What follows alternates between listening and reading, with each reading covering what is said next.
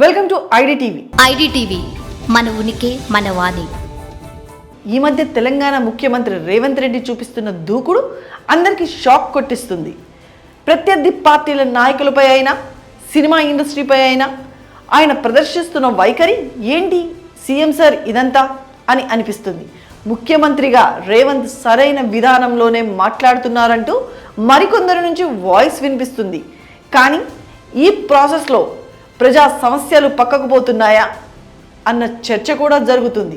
Formula ఈ-కార్ వ్యవహారమైన, Pushpa 2 తొక్కిసలాట ఘటనపై అయినా, అంతకుముందు లగచర్ల దాడి ఘటనపై అయినా ఇలా వివాదానికి కేంద్ర బిందువుగా నిలుస్తున్న ప్రతి విషయం పైన ముఖ్యమంత్రి రేవంత్ రెడ్డి వైఖరి షాకింగ్గా అనిపిస్తుంది.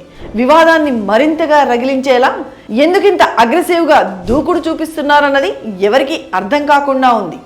మొన్నటికి మొన్న లగచర్ల ఘటనే చూస్తే జనాలంతా భూములిచ్చేందుకు నో చెప్పారు. కానీ ప్రజాభిప్రాయ సేకరణ అంటూ ఉన్నతాధికారులను పంపించిన ప్రభుత్వానికి అక్కడ జరిగిన ఘటన చేదు అనుభవాన్ని మిగిల్చింది. వివాదాన్ని సద్దుమణిగేలా చేయాల్సిన సీఎం మాత్రం ఆ విషయంలో విపక్షాన్ని మధ్యలోకి లాగి రాజకీయం చేశారన్న విమర్శలు వచ్చాయి. ఏమైందో కానీ కొన్నాళ్లకు ఆ విషయం సద్దుమణిగింది.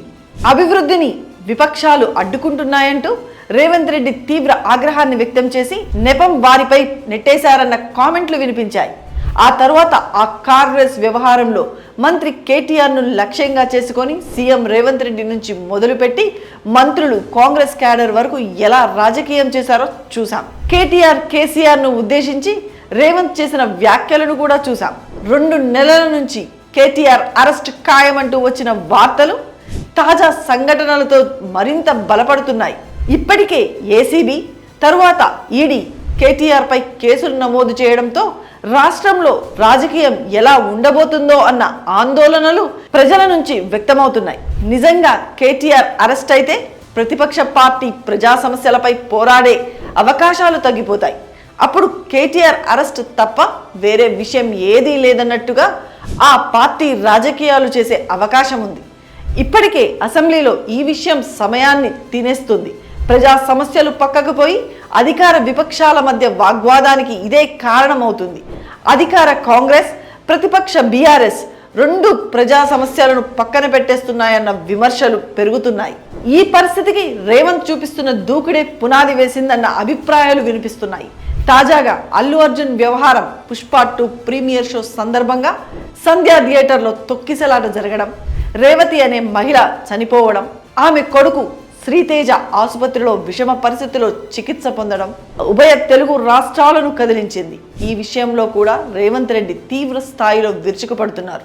అల్లు అర్జున్ని దోషిగా నిలబెట్టే ప్రయత్నంలో తాను సీఎం అన్న విషయాన్ని కూడా మర్చిపోయినట్టుగా విమర్శల దాడి చేస్తున్నారు.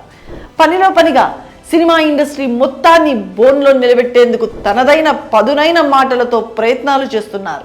లగచర్ల దాడి ఘటన అంటే సరే అనుకోవచ్చు, ఫార్ములా ఈ-కార్ వ్యవహారం అంటే ఓకే అనుకోవచ్చు. కానీ పుష్ప 2 విషయంలో కూడా ఇంత దూకుడుగా రేవంత్ ఎందుకు మాట్లాడుతున్నారన్న చర్చ మాత్రం జనాల్లో జరుగుతుంది. కఠినంగా వ్యవహరించి అల్లు అర్జున్కు తగిన శిక్ష పడేలా చేస్తానని చెప్పే వరకు సరే, కానీ సినిమా ఇండస్ట్రీ మొత్తానికి ఈ వివాదాన్ని ఆపాదించడం ఏంటన్న ప్రశ్న వినిపిస్తుంది. అనవసరంగా సినిమా రంగాన్ని మొత్తం లక్ష్యం చేసుకోవడం మాని అల్లు అర్జున్ విషయంలోనే రేవంత్ మాట్లాడితే బాగుంటుందేమో అన్న అభిప్రాయం వ్యక్తమవుతుంది. న్యాయ వివాదంలో ఉన్న ఈ విషయంపై ముఖ్యమంత్రి హోదాలో ఉన్న వ్యక్తి ఇంతగా విరుచుకుపడడం కరెక్టేనా అన్న అభిప్రాయం కూడా కాస్త బలంగానే వినిపిస్తుంది. మరోవైపు ఇలాంటి ఇష్యూలపైనే ప్రభుత్వంతో పాటు విపక్షం, ఆ తర్వాత మీడియా కూడా దృష్టి పెడుతుంటే తమ సమస్యల సంగతి ఏంటంటూ జనాలు ప్రశ్నిస్తున్నారు. సీఎంగా రేవంత్ తీరుతో పాటు విపక్ష వైఖరిని తప్పుపడుతున్నారు. అసలు లక్ష్యాన్ని పక్కన పెట్టి మిగతా వ్యవహారాలపై ఇలా ఎక్కువ దృష్టి పెట్టడం ఏంటని నిలదీస్తున్నారు. కానీ రేవంత్ అభిమానుల నుంచి మాత్రం సహజంగానే ఆయనకు మద్దతు అందుతుంది. ఆయనే కరెక్ట్ అన్న అభిప్రాయము వినిపిస్తుంది. ఈ వివాదంలో ఎవరు కరెక్ట్? దూకుడుగా పోతున్న సీఎం రేవంత్దా, తమ సంగతి ఏంటని ప్రశ్నిస్తున్న ప్రజలదా? మీ అభిప్రాయం ఏంటన్నది కామెంట్ సెక్షన్లో తెలియజేయండి. స్టోరీని లైక్ చేసి షేర్ చేయండి. మరిన్ని విశేషాలకు ఐడిటీవీని సబ్స్క్రైబ్ చేయండి.